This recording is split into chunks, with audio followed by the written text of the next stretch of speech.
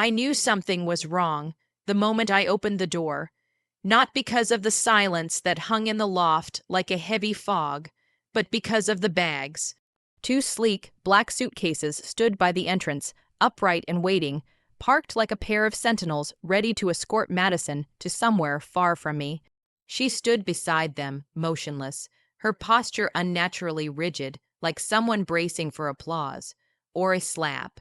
She didn't even try to smile, didn't even attempt the casual warmth we once took for granted.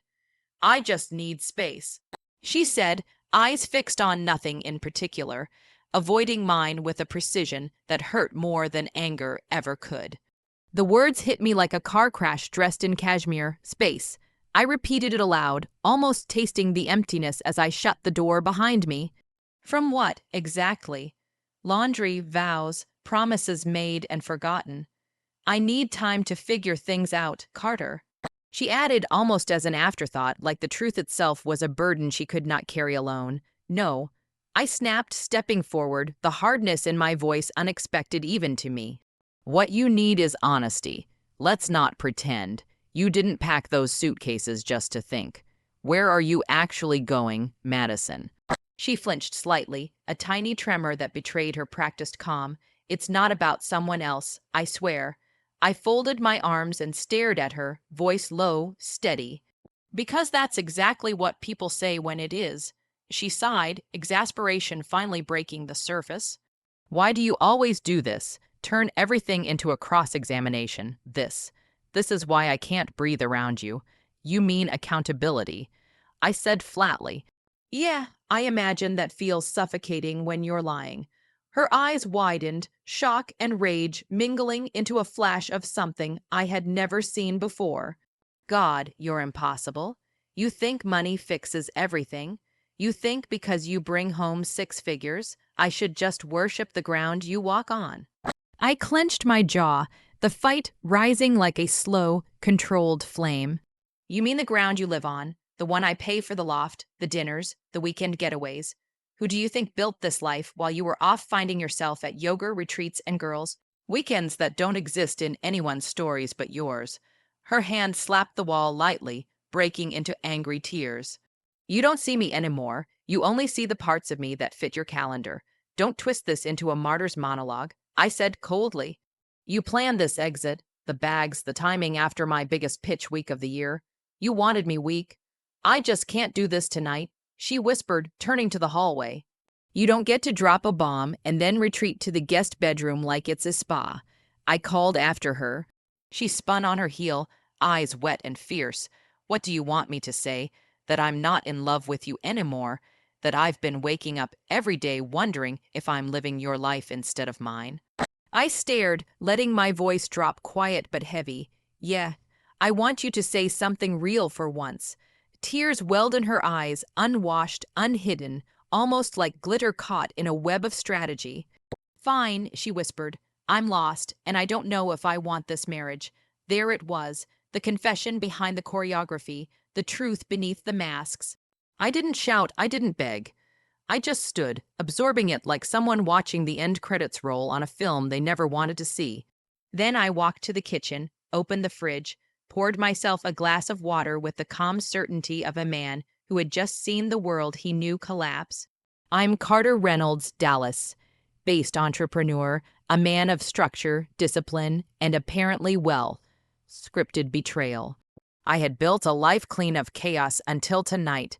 Madison didn't leave me. She revealed me, and what came next would not be healing. It would be truth. Morning arrived like a pale imitation of normalcy. Sunlight cut across the kitchen island, indifferent to what had broken last night. Madison sat on the couch in her silk robe, scrolling through her phone, her posture perfect, shoulders squared, chin lifted. I brewed coffee in silence. The machine's hiss sounded like an alarm. "Do you want eggs?" I asked flatly. "No, not hungry," hollow, detached, a silent acknowledgement of her halfway exit, and so we didn't talk. We drifted through the day like ghosts, moving around each other without contact, coexisting without connection. By midweek, the rhythm of non-existence had become clear. She wasn't leaving. She slept in the guest room, suitcase untouched, ordered takeout nightly, never sharing. Some nights I returned to empty wine bottles, the glow of sitcoms playing on her laptop, as if everything were normal. She looked content in the chaos she curated, comforted by the destruction she left in her wake. Thursday brought the subtle cruelty of domestic reality. A bag of laundry, mine damp and half washed, dumped in front of the washer. She walked past with a smoothie, eyes straight ahead. "I thought you might want to finish that yourself," she said casually. The gesture, small, cruel, intentional, pierced me. That night I cooked real food, chicken risotto. I plated hers and left it untouched, hoping for a truce, a flicker of recognition.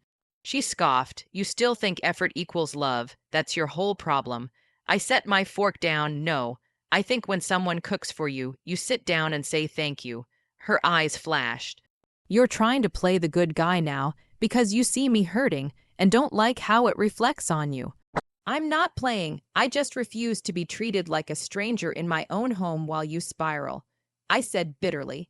She stood abruptly, chair scraping the floor. "You're not the only one who gets to be hurt. I've been lonely for months. You just didn't notice." I noticed. I said quietly, "I just thought you'd talk instead of turning our marriage into a silent protest." "No," she shouted. "Every time I open my mouth, you turn it into fixing, into solutions." I didn't want fixing. I wanted to feel like more than a perfectly styled trophy wife. "You think this is about image?" I snapped, standing. "I built this life for us, every inch, every deal chased until 2 a.m., all for you." Her voice cracked for a second, quickly masked. I stared, pulse pounding. Relief gleamed in her eyes, the overdue explosion of honesty allowing her to breathe in the smoke she lit. She turned, muttering, "There's no point. You'll never see me clearly." And in that moment, I realized something terrifying. Maybe I had seen her clearly all along, but I refused to believe it. Saturday morning was quiet. I watched steam curl off my coffee as Madison moved around the bedroom, packing neatly, deliberately. When the moment felt right, I walked to the door, dragged her suitcases to the threshold, and left them. She froze. "What is this?" "You said you needed space. I'm giving it to you," I said evenly. Madison's eyes widened. "You're kicking me out." "No, I'm finally listening. Wherever your piece is, it's not here. Go find it." She swallowed hard, softening her tone. "Can we not make this hostile? Maybe stay friends during our separation." I nearly laughed. Friends. After weeks of frozen dinners, silent tension, and condescension, she wanted to rebrand collapse as casual. I nodded once, letting the weight of truth settle. By the time Madison returned, weeks later, it was different. She walked into the loft like she owned the space, unzipping her bags as if nothing had changed. I didn't flinch. "What are you doing?" I asked, moving back in. She said casually. I laughed, short and disbelieving. "No, it stopped being your home the moment you walked out." Her eyes narrowed, defensive. "Don't do that." She snapped, referencing Zoe. "The woman from the bistro, the friend you paraded around like some shiny replacement." I dropped my keys, calm. "Just a friend, that's it." She tried to charm, to perform again. Pancakes, candles, cleaning sprees, but I saw through it. I wasn't here for effort anymore. I was waiting for reality, and reality had a face. The envelope Marcus handed me that morning. Thick cream, colored, heavy with proof. Photos of Madison, smiling, leaning in over drinks, kissing another man on 5 separate nights. She came into the living room, robe clinging, radiant from the shower. She froze at the sight of the photos. "Carter," her voice trembled. I didn't raise my hand. I just let the truth sit there. "You cheated. You lied. You walked. I stayed. Now I know everything." Her voice cracked. "It wasn't serious." I cut her off. "It was a pattern. You had somewhere to go when you kissed him. I won't let you rewrite this story." I placed a blanket and pillow on the couch. "You can stay tonight, but that's where you sleep." She wanted to argue but didn't. Morning came pale and cold. Madison tried normalcy, breakfast, pancakes, but I remained distant. I was going to Aspen, alone. She begged, but I stayed resolute. "This isn't punishment, it's remembrance of who I am without you." I left bag over shoulder, feeling a strange peace. Aspen was quiet. Snow fell gently. Zoe joined me without knocking, handed me a blanket, and sat beside me.